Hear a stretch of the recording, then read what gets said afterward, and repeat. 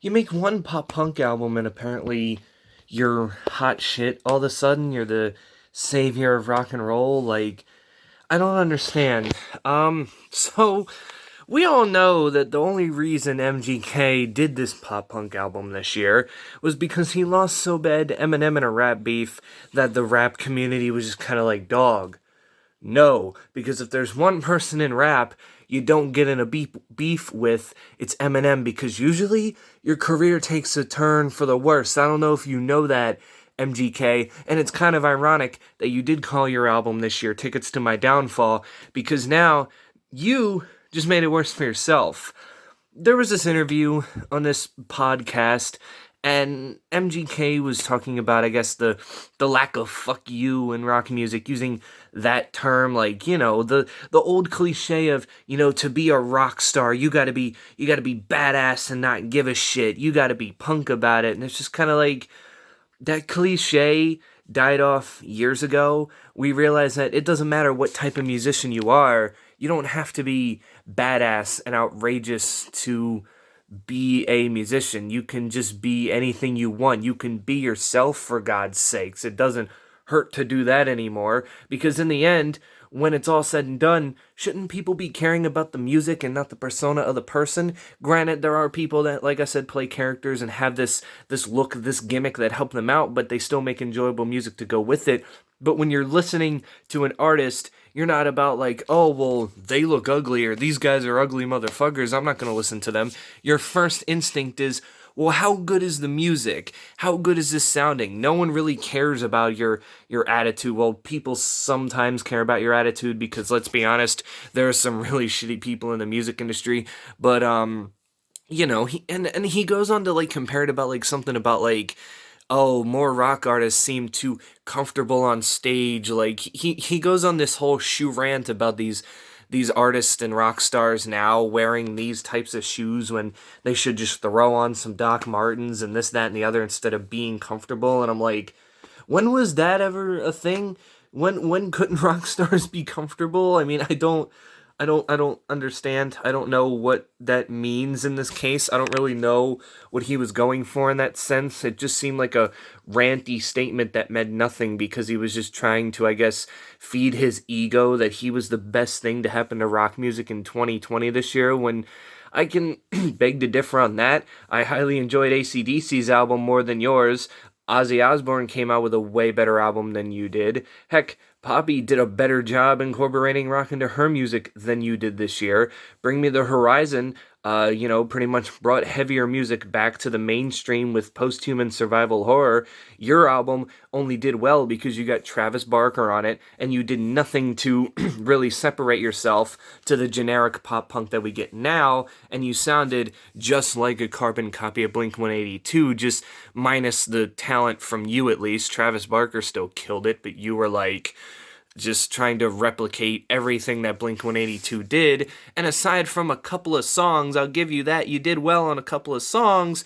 The rest of the album was very questionable to just bad and cringy. Like, you just kind of just threw all these cliches on it because that's what you thought pop punk was, when really every genre over the years has changed, whether it be for the better or whether it's just because the original way it was going just kind of didn't interest people anymore, so they changed things up a little bit. I mean, that's how things work in life.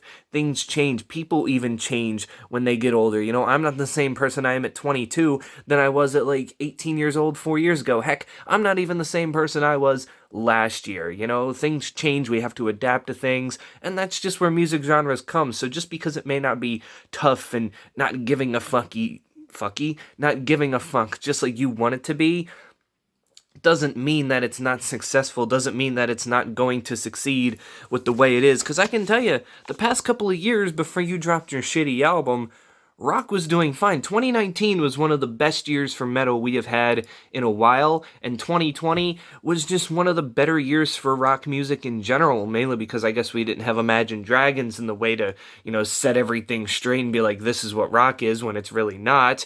But, 2020 had a lot of great rock music out there, and the fact that bands like MCR and Rage Against the Machine announced their return toward the tail ends of last year just made things a whole lot better. Like, it was something that we just needed and people are more accepting of now than they were just a couple of years ago. So you feeding your ego, saying that you're the shit because you did this and your album was just straight to the point and didn't give a fuck, and something about shoes and how comfortable bands are is just too much. I don't understand that one. That one was just uh, out of left field. I don't know. Like I said, I mean, the dude does a lot of drugs, so I'm not gonna sit here and say that's what it was, but it really sounded like some drug-filled rant that just meant nothing, and in the end of the day, when he was done, he was like, oh, that sounded like words, that sounded like it was good, and now a lot of people hate you, and now you might just get yourself kicked out of two genres, so what's next in your path? J-pop? Country? Because I'm sure as hell don't think they're going to accept you at all after seeing what you've done to yourself in your rap career, and now your hopefully short pop punk slash rock career, because, well, you might just make rock die off again because that's just what it is. But, you know, I mean, you're not as bad as Trap's lead singer this year going out and saying the shit on Twitter and whatnot, and your album sold way more copies than that. But in the end, you're not hot shit. You didn't save rock. Rock was already on the way back up since last year. You may have brought more attention to it in some ways, so people would go listen to actual Blink 182, actual Paramore, actual old Fall Out Boy, actual All Time Low, but they don't want to listen to your shitty pop punk music that in the end means nothing and we can hear better from plenty of other bands because you didn't do anything to make your sound unique or do anything to really solidify yourself as a mainstay in the pop punk community. It's just like, get your head out of your ass and just go about doing your thing. It's, you know, one thing that rock musicians don't do, you'll see this a lot, is not brag that their album went number one or that their album is selling well. You know, they'll always be like, oh, it's a surprise, but they never brag about it. That is the one thing that rock artists do not care about. So the fact that you even kept saying your album was number one or we knew our album was going to be number one just goes to show you're not as rock as you think, because that's never what rock was about. It was about making the music they wanted to make and not caring what other people thought about it. There are some bands that go out there and try to write a number one hit every time, but for the most part, the good bands, the solidified bands who have sold number one albums before in the end, were never set out to do that in the first place. They just kind of made it, everyone loved it, and they became mainstays because, well, they weren't braggy. They weren't like, well, our album sold number one, so we're better than everybody else, and we saved rock. Like, no. The most rock thing you can do is just to be like, we made number one? Okay, cool. I mean, that doesn't matter. I'd rather us just, you know, make albums we love, make songs we love, and have the fan base to back us up. And album sales to us really don't matter. You can ask any rock artist, and that'll probably be their answer. So, yeah. You guys can tell me in the comments below, what do you think? This was just a rant about that because, again, I don't know what MGK was thinking, but that does it for me. Stay safe out there. Wear your mask. Don't be egotistical. And I will catch you all in the next one.